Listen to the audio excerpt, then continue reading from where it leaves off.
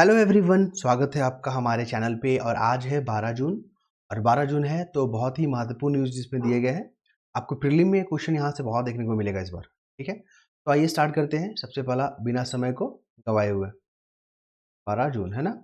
चलिए, सबसे पहला जब ये इस आर्टिकल को पढ़ा, ओडिशा में पहली भाजपा सरकार, आज शपथ, मोहन चरण मांझी होंगे मुख्यमंत्री। वन डे एग्जाम के लिए इंपॉर्टेंट फैक्ट है कि उड़ीसा में कौन मुख्यमंत्री बनाए गए हैं, ये है। ठीक है, इनका नाम है क्या? मोहन चरण मांझी, एक आदिवासी हैं ये। और 24 सालों में मतलब पहली बार भाजपा सरकार जो है यहाँ बना रही है। इस फैक्ट को आप याद रखेंगे। ये हो गया। और आपको बता दें, अपॉइंटमेंट कौन करते हैं? सीएम को अपॉइंटमेंट करेंगे राज्यपाल। कौन करेंगे? राज्यपाल। ठीक है, राज्यपाल उन्हीं नाम के व्यक्ति को जो है मुख्यमंत्री अपॉइंट करते हैं जिस दल ने बहुमत प्राप्त किया है, और उस दल ने अपना एक नेता चुना है जिसको कि मोहन चरण मांझी होंगे। ठीक है, ये फैक्ट हो गया। दूसरा प्रीलिम फैक्ट यहाँ देख लीजिए। लेफ्टिनेंट जनरल होंगे उपेंद्र द्विवेदी, नए प्रमुख। ठीक है, थल सेना के प्रमुख अब होंगे। जब मैंने पूरा आर्टिकल पढ़ा तो इसमें इंपॉर्टेंट यही है जो एग्जाम में पूछे गए हैं। सबसे पहला वनडे एग्जाम के लिए इंपॉर्टेंट याद रखिएगा कि लेफ्टिनेंट जो है उपेंद्र द्विवेदी जो होंगे हमारे सेना प्रमुख होंगे। इनका अपॉइंटमेंट कौन करते हैं? राष्ट्रपति जी करेंगे। कौन करेंगे? राष्ट्रपति जी करेंगे, याद रखेंगे। और हमारा जो सेना है, थल सेना, जल सेना, वायु सेना, ये तीनों के जो सुप्रीम कमांडर है वो हमारे राष्ट्रपति होते हैं। ये क्वेश्चन याद रखिएगा, बहुत महत्वपूर्ण है। ठीक है, एग्जाम में कई दफा पूछा गया है। दो फैक्ट हो गया। आगे चले हम लोग, आगे चलते हैं तो इंपॉर्टेंट नजर देखिए, ये आर्टिकल, दल बदल रोधी कानून के तहत मिले नोटिस। कई दफा एग्जाम में क्वेश्चन पूछा गया, दल बदल, एंटी डिफेक्शन लॉ बोलते हैं उसको। मान लीजिए कोई पार्टी जो है ना, कोई पार्टी का जो मेंबर होता है, सत्ता पाने के लिए, ठीक है, अपने स्वार्थ को पूरा करने के लिए दल बदल लेते हैं, एक पार्टी से दूसरे पार्टी में चले जाते हैं। तो इससे क्या होता है? पार्टियों को चोट पहुंचता है। ये नहीं होना चाहिए, डेमोक्रेसी में ये नहीं होना चाहिए। अगर जरूरत पड़े तब आप जो है पार्टी चेंज करें। अगर आपके विचारों से यहाँ पे मतभेद हो गया है तब जाके आप चेंज करें। लेकिन आप सत्ता पाने के लिए, आप कुर्सी पाने के लिए जो है आप दल को त्याग दे रहे हैं या दल बदल ले रहे हैं, ये सही नहीं है डेमोक्रेसी के लिए। लेकिन हाँ, एक अपवाद भी है, एक्सेप्शन भी यहाँ पे बात किया गया है। जैसे कि आप देखोगे लोकसभा स्पीकर के मामले में यहाँ पे अपवाद दिया गया है, एक्सेप्शन है कि वो भी जब है लोकसभा स्पीकर बनते हैं ना तो अपनी पार्टी से इस्तीफा दे देते हैं। इसका मतलब ये नहीं है कि वो दल बदल लिए हैं। ठीक है, तो वो एक्सेप्शन है। पहला मामला ये हो गया। दूसरा मामला देख लीजिए, कोई पार्टी का 2/3 मेंबर, मान लीजिए कोई पार्टी है जिसमें 9 मेंबर था। ठीक है, कोई पार्टी है 9 मेंबर, लेकिन इसका 6th मेंबर 2/3 कितना हो गया? 6 मेंबर ना किसी पार्टी में जाकर मर्ज कर गया, तो इसको जो है एंटी डिफेक्शन लॉ के अंतर्गत नहीं मानेंगे। ठीक है, ध्यान रखिएगा, ये सब एक्सेप्शन है। मेंस में तो पूछता ही पूछता है। एंटी डिफेक्शन लॉ से जो है ना, 10th शेड्यूल, हमारे जो संविधान में कितना शेड्यूल है? कुल 12 है ना, तो 12 में जो 10वां शेड्यूल है ना, वो हमारे एंटी डिफेक्शन लॉ के बारे में बात करता है। 52 कॉन्स्टिट्यूशन अमेंडमेंट एक्ट के बारे में देख लीजिए, ये भी जो है आपका एंटी डिफेक्शन लॉ से डील करता है। 1985 में अभी टोटल कितने संविधान संशोधन हो चुके हैं? 106 हो चुके हैं, हुए ना। उसमें से 52 वाला जो है ना, वो एंटी डिफेक्शन लॉ से डील करता है। क्लियर है? समझ पा रहे हैं यहाँ तक? अगर आपको अच्छा लगेगा तो आप लोग जरूर कमेंट करेंगे हमें। अगर कुछ क्वेरी होगा तो पूछ सकते हैं। इसके बाद आगे हम लोग बात करेंगे यहाँ पे अगले आर्टिकल पे। ये रहा एडिटोरियल पेज, काफी इंपॉर्टेंट है। चलिए, अभी आप देख रहे हो इन्वायरमेंट से अगर क्वेश्चन आता है, इन्वायरमेंट टॉपिक होगा आपके सिलेबस में, अगर वहां से प्रश्न पूछे जाएंगे तो ये पूछे जाएंगे। देखिए अभी क्या हो रहा, विश्व का, वर्ल्ड का 1/4 जो है जमीन या धरती या जमीन बंजर हो चुकी है। ठीक है, बंजर हो चुकी है, तो इसका इम्पैक्ट क्या पड़ेगा? यही क्वेश्चन पूछता है कि आप बंजर भूमि जो हो चुकी है 1/4, याद रखिएगा। और इसका इम्पैक्ट क्या पड़ेगा कि आने वाले जो है समय में करीब 100 करोड़, 100 करोड़ जो है आबादी, इसको 1 अरब बोलते हैं। 1 अरब मतलब 100 करोड़। ठीक है, 100 करोड़ आबादी जो है ना का जीवन जो संकट में पड़ जाएगा। तो ये इम्पैक्ट है। पहला क्वेश्चन ये हो गया। दूसरा क्वेश्चन देख लीजिए, ऐसे पेपर में पूछ लेता है कि आप अगर देखोगे कि भौतिक और तकनीक जो प्रगति है वो जो जीवन को, मानव जीवन को क्या कर दिया है? आसान बना दिया। लेकिन कुछ चुनौती भी यहाँ पे उजागर हो गया। जैसे कि अगर आप देखोगे कि तकनीकी और भौतिकी के बीच में जो आपसी जो प्रतिस्पर्धा है, उसके कारण पर्यावरण प्रदूषण, भूमंडलीय ताप, ग्लेशियर का पिघलना, इन तमाम जो है चीज आपको देखने को मिलता है। क्लियर है? जैसे कि हिमखंड का पिघलना, जंगलों में कटाई और भूमि के गलत इस्तेमाल से भी जो है पर्वत पारिस्थितिकी तंत्र खतरे में। कुल मिलाकर का क्वेश्चन ऐसा पूछेगा कि बताइए पर्वत का जो इकोसिस्टम है, पर्वत जो इकोसिस्टम है उसको इम्पैक्ट करने वाला, उसको प्रभावित करने वाला कौन कौन है? हिमखंड पिघलता है। ठीक है, आप जंगलों का कटाई करते हो, जंगलों में आग लगना, ठीक है, ये हो गया। साथ ही भूमि का गलत इस्तेमाल करने से जो पर्वत का जो इकोसिस्टम है ना वो इम्बैलेंस हो जाता है, जो कि सही नहीं है। फिर अगला क्वेश्चन कैसे पूछेगा कि पर्यावरण असंतुलन से क्या समझते हैं और ये कैसे जो है जनरेट होता है। आपको बता दें, पर्यावरण असंतुलन के चलते जो है, पर्यावरण अगर असंतुलन है मतलब इन्वायरमेंट जो है हमारा वो इम्बैलेंस है, डिस्टर्बेंस है, इससे के चलते भूमंडलीय ताप आपको पृथ्वी गर्म होते हुए नजर आएगा, ओजोन परत में क्षरण आएगा, ठीक है, जो स्ट्रेटोस्फेयर में है, जो कि हमें अल्ट्रावायलेट रे से प्रोटेक्ट करती है। ये सब क्वेश्चन पूछा गया है। अम्लीय वर्षा देखने को मिलेगा आपको, बर्फीली जो चोटी है वो पिघलते हुए नजर आएगा, उपजाऊ भूमि है ना उसका दायरा घटता हो जाएगा, रेगिस्तान का जो है का जो क्षेत्रफल है वो बढ़ता हो जाएगा। ये तमाम आपको जो है इम्पैक्ट देखने को मिलेगा जब पर्यावरण असंतुलन हो जाएगा। तो क्लियर है, समझ पा रहे हैं? आगे बात करेंगे। देखिए 1991 में ग्लोबलाइजेशन जो है, फिर लिबरलाइजेशन और प्राइवेटाइजेशन जैसे जो है हम तमाम टूल्स का यूज किया गया था, उसका भी इम्पैक्ट पड़ा है। क्या कि वैश्वीकरण के दौर जो है स्टार्ट हुआ है, जिसमें उदारवादी और निजीकरण ने भी जो है बहुत बड़ा चुनौती खड़ा कर दिया है पर्यावरण के सामने। वो कैसे, आपको बताते हैं। यहाँ पे मैंने यहाँ पे हाईलाइट किया हुआ है। देखिए जलवायु परिवर्तन जो आज पृथ्वी का सबसे बड़ा संकट बन गया, वो कैसा है, क्योंकि उपभोक्तावाद जो संस्कृति है, ठीक है, अब देख रहे हो ग्लोबलाइजेशन के कारण उपभोक्तावाद जो संस्कृति है, तो उससे क्या हो रहा है, मनुष्य जो है ना, मनुष्य की जो संवेदना है वो क्या हो रहा है, सूख गया है। और एक भोगवादी की जो है प्रवृत्ति में नजर आ रहा है। मानव अपने सुख सुविधाओं के लिए तहस नहस कर रहा है, डेवलपमेंट के नाम पे इतना पेड़ पौधा काट रहा है, यहाँ पे एनवायरमेंट को इतना नुकसान पहुंचा रहा है कि जो सही नहीं है, हर चीज को डिस्टर्ब कर रहा है मानव। अगर आप जितना भी चेंजेस देख रहे हो ना पृथ्वी पे, उसके लिए टोटली जो रिस्पॉन्सिबल है ना वो मानव ही है। इसको, ये बहुत ही कटु सच्चाई है और इसको मानना ही पड़ेगा। साथ ही आपको बता दे रहे, क्वेश्चन ऐसे मेंस में पूछेगा कि ग्लोबलाइजेशन से जो है क्लाइमेट चेंज में क्या इम्पैक्ट पड़ा, तो आपको बताना है कि जो उपभोक्तावादी जो संस्कृति है उसका जो है यहाँ पे भोगवादी वाली जो कल्चर है उसको अपना लिया है, और इंसान जो है दोहन कर रहा है प्राकृतिक संसाधनों का। ये हो गया।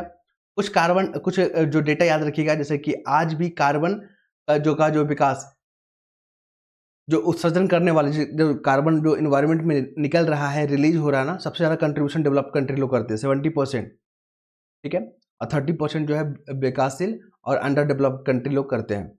ये आंकड़ा भी याद रखिएगा, महत्वपूर्ण है, आंसर में आपको फीड करने का काम आएगा। फिर हमें क्या क्या उपाय करना चाहिए क्लाइमेट चेंजेस से बचने के लिए, तो पौधारोपण पे जोर देना होगा, ये सब क्वेश्चन पूछता है सजेशन में। फिर जंगल सुरक्षा की मुहिम चलानी होगी हमें। फिर जैसे चिपको मूवमेंट हो गया, यूरोपीय मूवमेंट हो गया, नर्मदा बचाओ आंदोलन हो गया, ये तमाम चीज़ों को जो ना फिर से हमें क्या करना होगा, शुरू करना होगा। फिर आप अंतर्राष्ट्रीय स्तर पर देखोगे तो यूएन से जुड़ा हुआ पर्यावरण एक संस्था है, वो भी काम कर रही है। अभी हाल ही में फिनलैंड जो है ना कार्बन न्यूट्रल करने का अपने आप को कोशिश किया है 2035 तक। ये तमाम जो है कोशिशों को आपको दिखाना होगा कि क्लाइमेट से लड़ने के लिए लोग क्या क्या प्रयास कर रहे हैं और आगे क्या करने की जरूरत है। ठीक है, समझ पा गए यहाँ तक? चलिए अब आते हैं इस आर्टिकल में मणिपुर को लेकर। यहाँ पे मेंस में क्वेश्चन पूछेगा और प्रीलिम में पूछता है। सबसे पहला क्वेश्चन ये पूछेगा कि मणिपुर, कुकी और मैतेई ट्राइब जो है किस राज्य में आपको देखने को मिलेगा, तो ये जो होगा मणिपुर में। ठीक है, कुकी और मतई ट्राइब्स, जब मैंने पूरा आर्टिकल पढ़ा तो यही दो फैक्ट निकल के आया। साथ ही आपको बता दें, मणिपुर में जो हिंसा है अब तक थम नहीं रहा है, इसके पीछे क्या कारण मानते हैं, तो लॉ एंड ऑर्डर का यहाँ पे अगर कारण देखेंगे, फिर आपसी जो विश्वास है मतई और कुकी के बीच में वो बढ़ता चला गया है। फिर जो भी कमीशन बने हैं उन्होंने जो है अपनी नीतियों को सही तरीके से इम्प्लीमेंट नहीं किया है, ग्राउंड रिपोर्ट जानने की कोशिश नहीं की गई है। तो इन कारणों से अगर देखा जाए तो अभी तक वहाँ पे लॉ एंड ऑर्डर मेंटेन नहीं हो पाया है। ठीक है, तो साथ ही साथ आपको बता दें इम्पैक्ट में अगर बात करें तो 200 लोग से अधिक लोगों की जान चली गई है, 450 लोग जो यहाँ पे घायल हो चुके हैं, 60,000 से अधिक लोग विस्थापित हो गए। तो ये सब इम्पैक्ट ने आपको यहाँ पे डील करना होगा। आगे बात करें यहाँ पे, तो ये हमारे होम मिनिस्टर ही है हमारे अमित शाह जी। आतंकवाद के खिलाफ सरकार की लड़ाई जारी रहेगी। जब मैंने पूरा आर्टिकल पढ़ा तो क्वेश्चन मेंस में ऐसे पूछता है कि भारत के सामने इंटरनल सिक्योरिटी, इंटरनल जो आंतरिक सुरक्षा है उसके सामने क्या क्या चुनौती है, तो आप आतंकवाद के बारे में डील करोगे। ठीक है, क्या क्या चैलेंजेस है, तो आतंकवाद हो गया, नक्सलवाद हो गया, उग्रवाद हो गया, भ्रष्टाचार हो गया। ठीक है, ये तमाम चैलेंजेस और नस्लीय जो यहाँ पे हिंसा है, नस्लीय, ठीक है, नस्लीय हिंसा जो मणिपुर में हो रहा है, ये तमाम जो है इंटरनल सिक्योरिटी है, ध्यान रखेंगे। और इसी से जुड़ा हुआ आपको 4-5 पॉइंट लिख देना होगा। क्वेश्चन देख लीजिएगा कितना नंबर का आ रहा है। अगर 8 नंबर का आ रहा है तो 1 डेढ़ पेज में कंप्लीट कीजिएगा। अगर लग रहा है 30 नंबर में तो पूरा पॉइंट को एलिबरेट कीजिएगा वहाँ पे। चलिए फिर आगे हम लोग बात करते हैं यहाँ पे जलवायु परिवर्तन और खराब मौसम की घटनाओं से भुगतना पड़ रहा खामियाजा। जाहिर सी बात है, अभी आपने देखा होगा पिछले में क्वेश्चन पूछा जाएगा यहाँ पे, कॉप जो है कॉप 28 कहाँ हुआ है? यूएई में हुआ है। पहला फैक्ट याद रखिए, दिसंबर में यूएई में हुआ है 2023 का। ये पहला फैक्ट हो गया। दूसरा देख लीजिए यहाँ पे, अभी जो हुआ है आपका यूएई में सम्मेलन, तो इसमें जो है ग्लोबल साउथ जो गरीब देश है, ग्लोबल साउथ जो टर्म है याद रखिएगा, बार बार न्यूज में आ रहा है। और ग्लोबल साउथ में जो है वो डेवलपिंग कंट्री है जो डेवलप कर रहे हैं, उनके विकास के लिए, उनमें जलवायु परिवर्तन को लड़ने के लिए जो है ना, एक जो कोष बनाया गया, एक फंड बनाया गया, नुकसान और क्षति कोष, याद रखिएगा। और ये जो है डिसीजन आपका COP 28 में ही लिया गया है। क्लियर है? समझ पा रहे हैं? आगे बात करें यहाँ पे, तो वनडे एग्जाम के लिए इंपॉर्टेंट है कि अमरावती जो है आंध्र प्रदेश का एकमात्र राजधानी होने वाला है। पहले जो है 3 राजधानियों की सिद्धांत पे बातचीत चल रहा था, 3 राजधानी, लेकिन अब जो है यहाँ पे टीडीपी के जो मुख्यमंत्री बने हैं डीवाई चंद्रचूड़, माफ कीजिएगा, तो चंद्रचूड़ तो यहाँ पे ना चंद्रबाबू नायडू, माफ कीजिएगा, चंद्रबाबू नायडू जो यहाँ पे मुख्यमंत्री बने हैं, और उन्होंने कहा कि एक ही सिद्धांत, मतलब एक ही राजधानी होगा, वो होगा अमरावती। उसके बाद आगे हम लोग बात करें यहाँ पे, तो देखिए जब मैंने इस आर्टिकल को पढ़ा, विपणन भंडारण जैसे नवाचार पर काम करे विश्वविद्यालय, कुल मिलाकर यहाँ से क्वेश्चन यही पूछेगा कि किसानों को सामने क्या क्या चैलेंजेस है और इसको निपटने के लिए जो है क्या क्या मुहिम चल रहा है, क्या क्या प्रयास किए गए। देखिए तो यहाँ पे विश्वविद्यालय स्तर पे अगर बात करें तो कृषि विश्वविद्यालय की स्थापना की जानी चाहिए। फिर यहाँ पे कृषि प्रबंधन के साथ विपणन, यहाँ पे मार्केटिंग का भी व्यवस्था किया जाना चाहिए। भंडारण जैसे सुविधाओं का यहाँ पे व्यवस्था की जानी चाहिए। खाद्य प्रसंस्करण जैसे क्षेत्रों को यहाँ पे विकास किया जाना चाहिए। शोध पे काम करना चाहिए, नवाचार पे काम करना चाहिए। ये तमाम जो है पहलू पे आप ध्यान रखेंगे कि अगर ये सब काम करते हैं तो हमारा जो है जो एग्रीकल्चर जो सेक्टर है वो बूस्ट होगा। साथ ही अगर टेक्नोलॉजी की बात करें तो आर्टिफिशियल इंटेलिजेंस का यहाँ पे यूज़ कर सकते हैं, ड्रोन का यूज़ कर सकते हैं यहाँ पे, और इनोवेशन के लिए नया नया टेक्नोलॉजी का यूज़ कर सकते हैं। तमाम चीज़ों को अगर यूज़ करेंगे तो हमारा जो एग्रीकल्चर सेक्टर है, एग्रीकल्चर जो सेक्टर है उसका जो है जीडीपी में योगदान बढ़ जाएगा, लोगों की रोजगार बढ़ेंगे, किसानों की आमदनी में बढ़ोतरी होगी। तो ये सब अच्छी अच्छी बातें आपको अच्छी अच्छी आर्टिकल पढ़ने के बाद ही मिलेगा। क्लियर है? चलिए फिर देखिए यहाँ पे ये आर्टिकल, रुपया जो है 6 पैसे टूटकर 83 रुपये 56 पैसे के आसपास हो गया। कुल मिलाकर यहाँ पे ये क्वेश्चन पूछेगा कि जब रुपया घटता है तो इससे भारतीय अर्थव्यवस्था पर क्या प्रभाव पड़ेगा। भारतीय अर्थव्यवस्था पर यह प्रभाव पड़ता है कि जब रुपया कमजोर होता है तो हमारा एक्सपोर्ट या निर्यात जिसको बोलते हैं वो बढ़ जाता है, और इम्पोर्ट क्या है, घट जाता है। वाइस वर्सा भी याद रखिएगा, जब हमारा रुपया मजबूत होगा तो एक्सपोर्ट यहाँ महंगा हो जाता है। ठीक है, चलिए यहाँ पर फिर हम लोग नेक्स्ट मूव करेंगे अपने मुद्दे पे, और समय कितना हो गया, 12 मिनट हो गया। ये देखिए यहाँ से क्वेश्चन पूछा जाता है। सबसे पहला वनडे एग्जाम के लिए इंपॉर्टेंट है यहाँ पे कि अभी पूछेगा कि अभी हाल ही में किस विश्वविद्यालय ने जो है भारत को जो 500 साल पुरानी जो मूर्ति वापस करने का प्रस्ताव रखा है। ऑक्सफोर्ड विश्वविद्यालय, याद रखेंगे, ऑक्सफोर्ड विश्वविद्यालय ने भारत की जो 500 पुरानी जो कास्ट की मूर्ति है वो वापस लौटाएगा। ये वनडे एग्जाम के लिए इंपॉर्टेंट है। फिर देख लीजिए यहाँ पे संयुक्त राष्ट्र सुरक्षा परिषद को लेकर क्वेश्चन पूछेगा ही।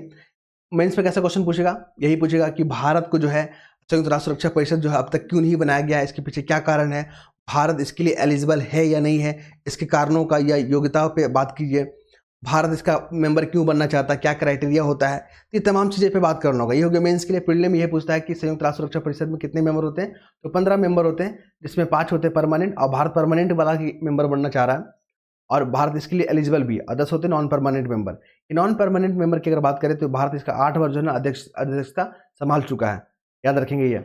अभी अमेरिका के विदेश मंत्री कौन है, एंटी विल्सन, ये भी याद रखिएगा, क्योंकि अभी जो संयुक्त राष्ट्र सुरक्षा परिषद में ना इजरायल और हमास का मुद्दा उठा है, और इसमें 15 में से 14 लोग जो यहाँ पे समर्थन कर दिए, एक लोग इससे समर्थन नहीं किए। क्लियर है? संयुक्त राष्ट्र सुरक्षा परिषद, और देश में जो है पूरा विश्व में जो शांति स्थापित करने के लिए महत्वपूर्ण संस्था है, लेकिन अभी हाल ही में इस पर भी प्रश्न उठने लगे हैं, क्योंकि ये यूक्रेन के मामले में कुछ नहीं बोल रहा है, इजराइल के मामले में कुछ नहीं बोल रहा है, जो 2-2 साल से लड़ाई चल रहा है। ठीक है, तो इसमें कहीं ना कहीं जो वेस्टर्न कंट्री का डोमिनेंस रहता है, इसको लेकर भी विवाद रहता है, और भारत चाहता है कि इसके स्ट्रक्चर में, इसके नियमों में बदलाव हो, और नए सिरे से इसका जो है यहाँ पे संगठन गठित हो, तब जाके इसका वैलिडेशन रह पाएगा, वरना ये इतिहास में समा जाएगा। इस तरह के आर्टिकल आपको पढ़ने होंगे। फिर आइए यहाँ पे G7 को लेकर। अभी G7 का जो मीटिंग होगा कहाँ होगा, इटली में होगा। ठीक है, याद रखेंगे, यहाँ के प्रमुख थे, और भारत जो है ना सबसे पहला विदेश यात्रा करेंगे। थर्ड जो टेन्योर है हमारे प्रधानमंत्री जी का, और उनका पहला विदेश यात्रा होगा इटली, और वहाँ पे G7 जो यहाँ पे सम्मेलन होगा। कौन कौन से मेंबर हैं इसमें, और इसमें महत्वपूर्ण मुद्दा अगर उठेगा तो यूक्रेन को लेकर उठेगा, गाजा संघर्ष को लेकर उठेगा। दो मुद्दा हो गया।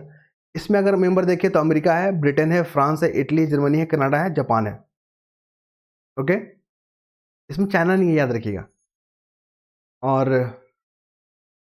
और जो अभी संयुक्त राष्ट्र जो है यूनाइटेड नेशन सिक्योरिटी काउंसिल के बारे में बात किए थे अभी हम लोग, इसमें जो 5 जो मेंबर है ना, वो अमेरिका है, चाइना है, फ्रांस है, ब्रिटेन है और रसिया है। ये 5 जो है P5 मेंबर है।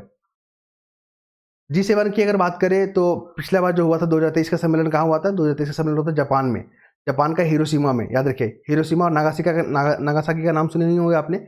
6 अगस्त और 9 अगस्त को जो अमेरिका ने परमाणु बम गिराया था, लिटिल बॉय और फैट बॉय करके गिराया था ना, ध्यान रखेंगे आप इसको। और अभी जो इस बार जो होगा, अध्यक्षता कौन कर रही है? इटली की। इटली जो यहाँ पे अध्यक्ष करेगा G7 का, तो इंपॉर्टेंट फैक्ट है। और फिर देखिए यहाँ पे इस तरह के भी क्वेश्चन पूछे जा रहे हैं आजकल। मलावी की जो उपराष्ट्रपति है ना, क्या नाम है? सोलोस चिलिमा। उनका जो मृत्यु हो गया, क्यों? हवाई जहाज की दुर्घटना से। तो याद रखेंगे, क्या नाम उनका? सोलोस चिलिमा, मलावी के उपराष्ट्रपति थे। कहाँ पे हुआ घटना? लीलोंगवे। इस तरह के क्वेश्चन आजकल पूछे जा रहे हैं एग्जाम में, ट्रेंड में चल गया ये सब। उसके बाद अगले मुद्दे पे हम लोग चलेंगे, तो अगले मुद्दे पे हम स्पोर्ट्स सेक्शन में आएंगे। और भारत जो है जूनियर हॉकी विश्व जो है कप, उसका मेजबानी करेगा। ये फैक्ट है, इंपॉर्टेंट फैक्ट है, याद रखेंगे। इसके बाद मनु भाकर का नाम याद रखिएगा। ये जो है पिस्टल और राइफल से जुड़े हुए प्लेयर हैं, और पूछता है कभी कभी कि मनु भाकर जो किस खेल से जुड़े हुए हैं। ये तमाम फैक्ट को आपको ध्यान रखना होगा।